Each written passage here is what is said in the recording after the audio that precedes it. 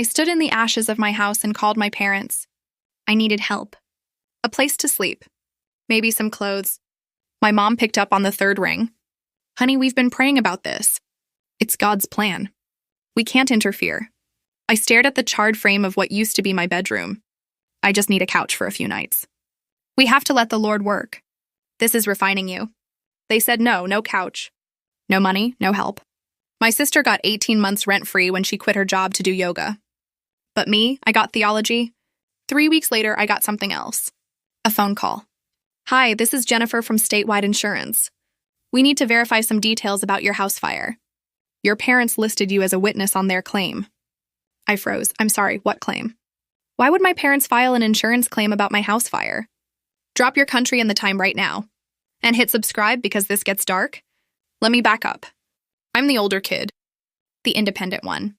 That's family code for the one we don't help. My sister Sarah? Golden child. College paid in full. Car bought outright. Down payment on her first place, gifted. Me, I worked 2 jobs from age 16. Saved every dollar. At 26, I bought a small house. 1,200 square feet. Nothing fancy. But it was mine. I invited my parents to the closing. My dad looked around and said, "It's cozy. Hope you got good insurance." My mom nodded. At the time, I thought it was just a weird comment. I should have known better. The fire started on a Tuesday night. Faulty wiring in the attic. I woke up to the smoke alarm screaming. Grabbed my laptop bag, my go bag, and ran. I stood outside in my pajamas and watched it burn.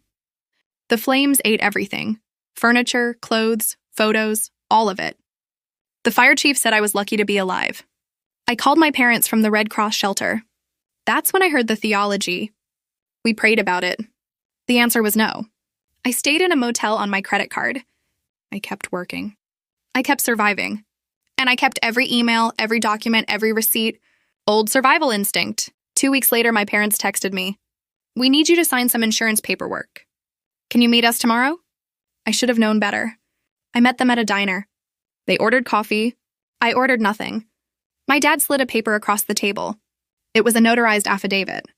It said I had been storing their family heirlooms in my house. Antiques, electronics, jewelry. Total claimed value, $40,000. All destroyed in the fire. They needed me to sign it. I read it twice. "I never stored anything for you." My mom's face tightened. "Honey, you're confused. We brought those things over last year." "No, you didn't." My dad leaned forward. "We're family. You owe us this." I put the paper down. "I'm not signing a lie." His voice went cold. "Then you're on your own. Don't come crying to us when your claim falls through." I left. That night, my own insurance adjuster called. "Hi, we're processing your claim, but there's a delay. There's a duplicate beneficiary issue on your policy." I pulled up my policy on my laptop. I'd backed up everything to the cloud. I scrolled to the beneficiary section. 2 names I never added. My mother, my father, listed as co-beneficiaries on my homeowner's insurance. I never filled out that field. I never authorized it. But there they were. And the document metadata showed it had been modified 3 months before the fire. I felt my stomach drop. I opened the document properties. PDFs keep logs. Most people don't know that. Last modified by an email address. My mother's Gmail. I called my insurance agent the next morning. "Did I submit a beneficiary update 3 months ago?" She pulled the record. "No, it came through your online portal. March 14th at 2:37 a.m. I opened my calendar app. March 14th. I'd stayed at my parents' house that weekend. I'd left my laptop on their kitchen table while I ran to the store. 2:37 a.m. I was asleep in their guest room. My hands started shaking. They didn't just abandon me after the fire. They'd been planning this. For months, but why? They weren't even listed on my claim. So why mess with my policy? Then I got the second call. "Hi, this is David from Statewide Insurance again. I'm calling about your parents' claim. They're saying they stored rental property contents at your address. We need to verify." I felt the floor drop out. They weren't just trying to get on my payout. They were filing their own claim on their homeowner's policy for my fire. Double dipping? I thought I'd lost everything in the fire, but I was about to lose it twice. I called the insurance company back. I asked for the portal login history. They pulled it. The beneficiary change was submitted from IP address 198.51.12.9. Does that match any location you recognize? I ran the IP through a lookup tool. My parents' internet service provider, their home address. I pulled my old emails. Searched for insurance and beneficiary. One result. 13 months ago. Subject line, beneficiary update. My mother had asked if she and my dad could be added to my homeowner's policy. For estate planning. I'd replied, I'm not comfortable with that. Her response, fine, we'll find another way. Don't say we didn't try to include you. I screenshotted everything. The email thread. The metadata. The IP log. The portal timestamp. This wasn't a mistake. This wasn't confusion. This was fraud. They logged into my account in the middle of the night and added themselves. 3 months later, my house burned down. And now they wanted their cut. But I still didn't understand why they needed their own separate claim. Weren't they already on my policy? Then I pulled their claim submission. And everything made sense. The insurance investigator called me directly. Your parents submitted a rider claim. They're saying they stored property at your residence under a landlord-tenant arrangement. $85,000 in antiques, electronics, and collectibles. $85,000, plus whatever they thought they'd get from being on my beneficiary line. They were trying to double dip.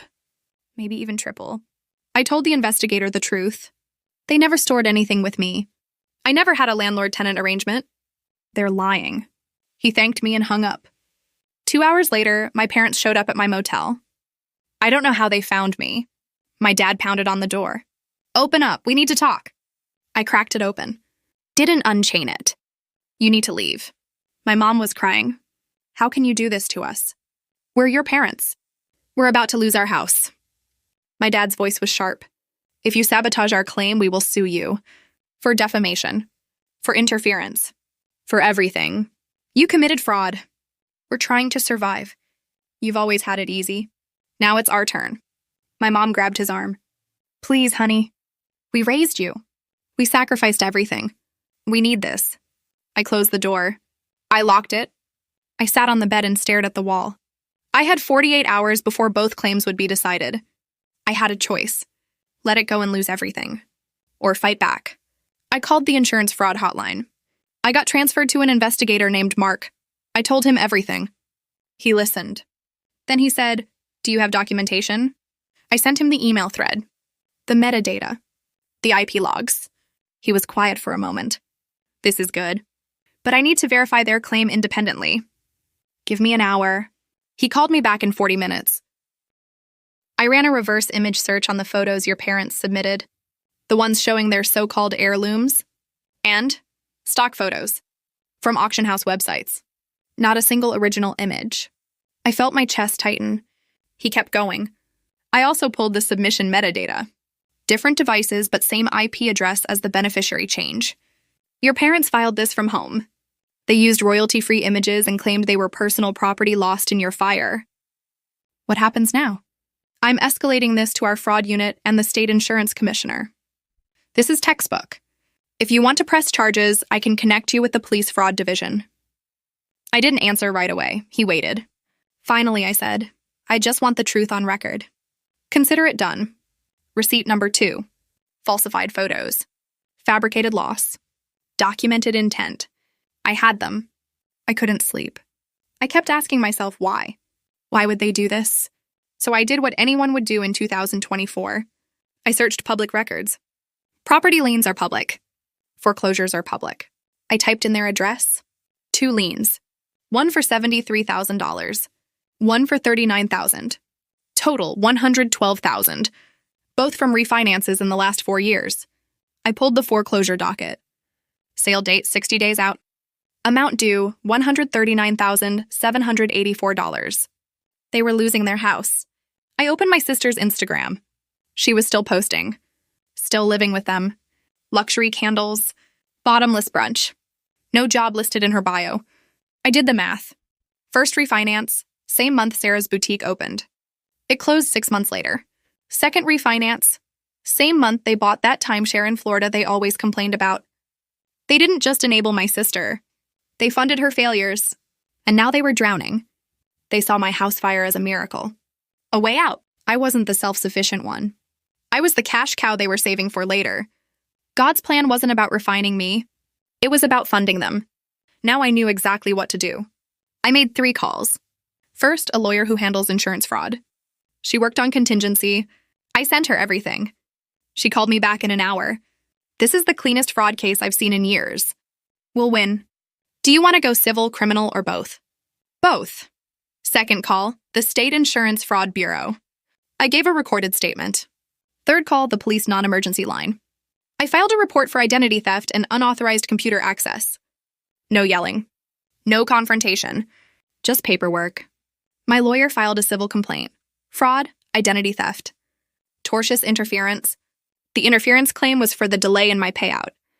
Their fraudulent beneficiary change had frozen my legitimate claim for 3 weeks. I was living in a motel because of that delay. We filed everything with exhibits. 22 pages of evidence, emails, metadata, IP logs, reverse image results, public line records, portal access logs. My lawyer looked at me and said, "Let the paper do the talking." I didn't tell my parents. I didn't warn them. I just let the system move. The investigator scheduled a recorded interview with them. I didn't have to be there. I didn't want to be. I just wanted the truth to land. And it did. The insurance investigator interviewed my parents on a recorded line. They didn't know I'd already submitted evidence. They didn't know he had the emails. He started simple. "Can you describe the items you stored at your daughter's residence?" My dad rattled off a list. Antique furniture, oil paintings, a coin collection. "And when did you move these items to her home?" "About a year ago," she offered. Lie. The investigator stayed calm. "Did you document the transfer?"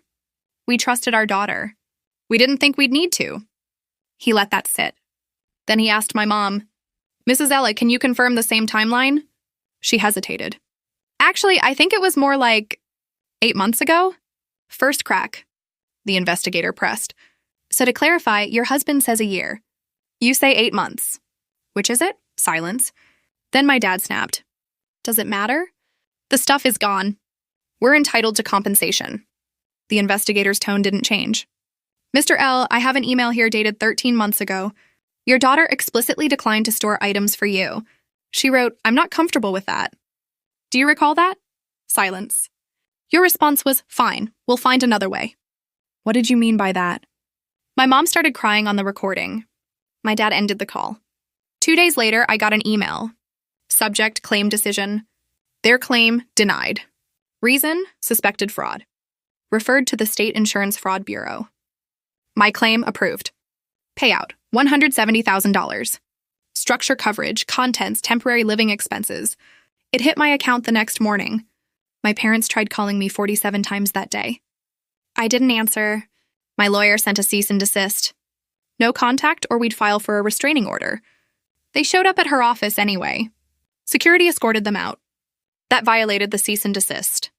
We filed for the restraining order. The investigator called me one last time. "Your parents are under criminal investigation. The state will decide whether to prosecute." You did the right thing. I hung up. And for the first time in a month, I slept through the night. The state prosecutor reviewed the case. My parents were charged with insurance fraud. Misdemeanor, not felony. The DA cited their age and financial desperation. They took a plea deal. Restitution to the insurance company, $12,000. 2 years probation. Mandatory fraud education course. And they were flagged in the National Insurance Database, permanently. No insurance company will ever issue them a homeowner's policy again. They had to sell their house to avoid foreclosure. They moved into a 2-bedroom apartment. My sister finally moved out. She got a job in retail. Her Instagram went quiet. My parents sent a letter through my lawyer. It said they were sorry, that they were desperate, that they didn't mean for it to go this far, that they hoped I could forgive them someday. I read it once. I didn't reply. But I didn't throw it away either. I kept it in my evidence file. I used the insurance payout to rebuild. I bought a small modular home. Same lot, fireproof materials. Modern security system. It's smaller than the old house. But it's mine, and no one can take it. I also made a donation, $10,000 to a fire victim relief fund. In my parents' names. It's a public donor record. I know they'll see it eventually. I'm not trying to humiliate them. I'm holding up a mirror. I started therapy. Took me 3 months to find the right person. We're working through the betrayal. The grief. The anger. My therapist asked me if I felt guilty. I told her the truth. No, I didn't destroy my parents. I refuse to let them destroy me. There's a difference. I haven't spoken to them in 18 months. No calls, no texts, no visits. If they want to reach me, it goes through my lawyer. That's the boundary. Some people think I went too far, that I should have just let it go. That family is family. But blood doesn't buy access to your peace. Boundaries aren't betrayal. They're survival. I'm sitting in my living room right now. New couch. Good coffee. My name on the deed. No one can take this from me. Not even the people who gave me life. So here's my question for you. Have you ever had to choose between family and protecting yourself? What would you have done? Press charges or let it go? Drop your answer below. I read every comment. And if this story helped you see something more clearly in your own life, hit subscribe. You deserve to rebuild too. One last thing. This is a fictionalized dramatization, not legal or financial advice. If you're facing something like this, talk to a licensed attorney in your state. Thanks for listening.